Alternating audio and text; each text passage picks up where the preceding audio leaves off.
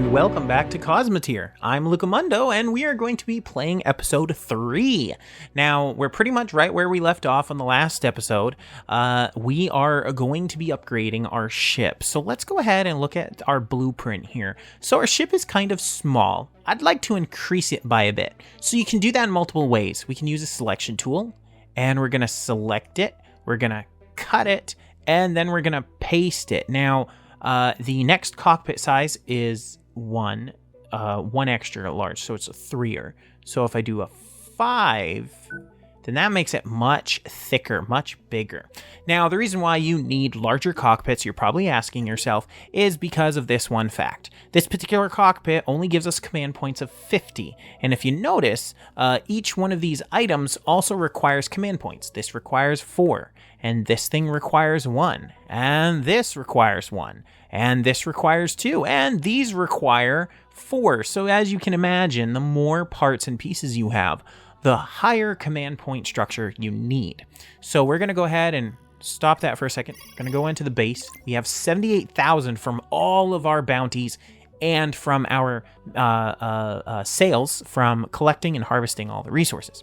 So now we're going to go over to our blueprints. We're going to go to our flight, and we're going to do the larger control room. We will need a hyperdrive at some point. Might as well unlock that, but let's leave it there for now. But we also want to have defense.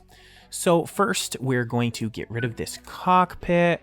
We're going to put in a larger control center right here. We're going to do, oh, you know what? We should also do a larger reactor, now that I think about it. Let's go ahead and let's upgrade to a larger reactor, maybe. I don't know. Let's look. So medium reactor is only 9 grand. You know what? Not yet, because I really want to see how this works first. I want to bring my boosters down like this. Let's go ahead and connect that corridor up because that red flashing is annoying me. Let's go and, let's pull this up there. If we do a small reactor here and a small reactor here, they'll be able to feed all the reactor stuff down here. This reactor will feed all the stuff down here. This reactor will feed all the stuff up here. I think that'll work. Especially because we are going to be installing a shield, several shields actually. Thinking these shields in particular can be back behind armor, which is so nice, so very nice. Now, another thing I wanted to look at, because I have the space for a huge thruster, and I know that's kind of getting ahead of ourselves, but maneuvering is very important, and huge thrusters are only 4,000. So we're going to do that, and we're going to look at how much it's going to cost. Currently, there are not enough beds, and I know that. I'm actually going to put several more crew quarters. What we're going to do is, I wish there was actually more types of crew quarters, like maybe a 3x3 or a 2x3, or maybe even a 1x3. That would just have a little bit more, but we're going to do that here. Let's see, more corridors here. Now, the tip of our ship is actually going to get hit by the shield. That's perfectly fine. I'm actually even kind of considering spurring that out a little bit, but I do want my blasters to have good access to their angle there. But I am thinking of doing eventually we're going to put rocket tubes on the side, but for now, we're not. Let's go ahead and look at the huge thruster. Boom. It's going to cost us 60 grand, but now we have a very fast ship that we can catch up to guys, and we can overtake them, which is awesome.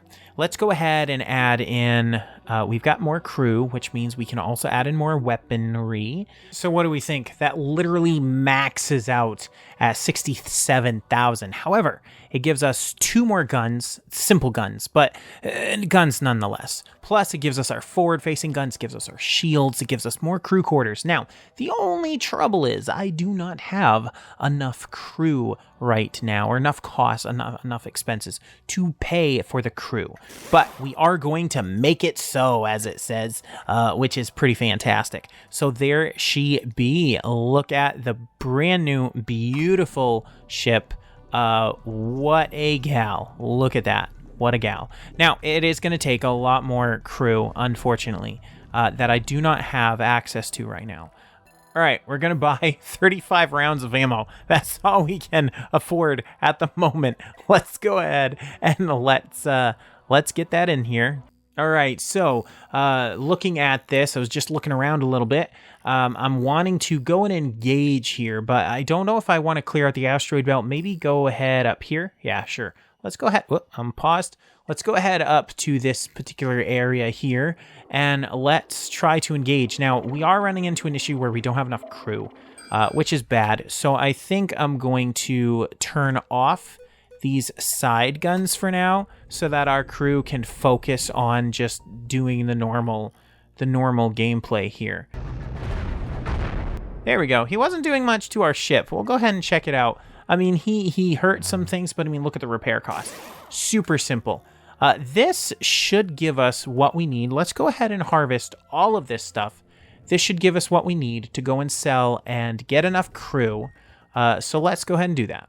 Let's get 200 rounds of ammo because these are hard hitters. Let's go slow down to a fourth or a half. That way we can really focus here. We need to watch out for that other guy. He's way up there. That's awesome. Let's go ahead and take out that other gun. Now, how is he doing to us? He's not damaging us much at all. Let's go ahead and speed up to full. He's at 0.8. Okay, let's go ahead and destroy his... Yeah, so we're hitting him. We're hitting him well. We're taking out all of his weaponry while he's just shooting at our shields. Now, those disruptors do take out shields quite well. This ship could have been different if I didn't have these. This battle could have been different if I did not have these standard cannons. All right, we've done it. Now I'm going to go ahead and label these number 2. So number 1s are the front blasters, number 2s are the sides. I think we got a pretty good weapon of destruction here. Weapon of mass destruction. Let's go up here. Let's see what we can do with this guy. All right, here he is, incoming. We're gonna head him right on. All right, we've got another guy incoming, so we want to take him out pretty quick. Let's slow down to an 1/8. Oh, he'll be fairly easy. We need to hit that particular gun emplacement right there, that cannon. If we hit that cannon, it will hopefully hit both. Yes, good. All right, let's focus on... Nope, let's focus over here. Let's try to take out that disruptor. We're going to have to strafe to the side. That's going to put our back to the enemy, but it might be the best option overall. Good, our shields are back online. Excellent, we're able to take out that disruptor. Let's take out that cannon. Good, our cannons are doing the job. Look at that. When we can't fire with our personnel at the front because we have a fire. Oh no. Uh-oh. Okay, first let's repair. Let's pause. Let's go like this. We need fire extinguishers. I do not have fire suppressant in here. Man, where do I put it? Right here. Yes, that'll be good. Right here, fire suppressant, and right here, fire suppressant. Yes. Good. Now they'll be able to handle it. Whoa, why are we still spinning? Oh, that's right. So normally you cannot build while you're attacking. However, he has no weaponry, so he's not considered a threat at this point. Can we please stop spinning? Oh, good. We found, look at this. We found a independent base. It's a small base, but nonetheless a base. They only can sell and buy stuff pretty much. Plus, you can continue to do the blueprints. Let's go ahead and sell all the resources that we can. Oh, and let's go ahead and buy some weaponry. Yeah, sure. Nice.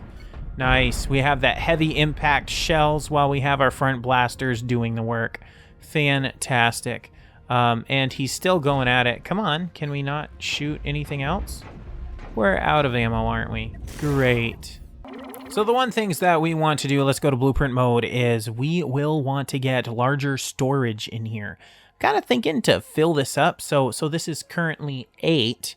But if we do this one, that's 9. So the plus means we're actually getting 8 steel plates and 4 coils back by putting larger storage and easier storage, you know, that sort of thing. And then we're going to pop some storage in like that. There we go. We can hold a lot more. It's going to cost 120 plates, 2 coils, but that's perfectly fine. Now we can harvest so much more. And I say harvest, I mean gather. You guys know what I mean. We're going to race back down to Krakamako Station. We've done all of their bounties and all of their different missions for now that we want to do. We'll head over to the third station over here at some point. But let's go over down back to here and let's see what other missions that we can do. So let's contact this station. Let's see, as an added incentive, awesome. There is a destroy a pirate base. A little bit worried. Pirate bases are pretty formidable. I don't know if we're ready yet, but we'll go ahead and accept it, get it on our list of to-dos. Let's head over to the next station. All right, so we do have a challenge for you guys. I want to know what we should call the Model L. Currently, it's Model L based on the original design of the ship when I first started the game, but I really want to name my ships, and I'm going to let the community name them. So please, give me a name of a ship, and we'll see what we can have for names. I think it would be cool. I want something cool, unique, space-ish. Let's go ahead and talk about the hyper jump station. So this hyper jump beacon, if you will, is a small little jump spot where if you have a hyperdrive, you can jump around the map. Now you see these blue places you can jump around, but sometimes around the map there are other places. Probably, I don't think that's one. There's probably one over here, and maybe there's one over here, things like that.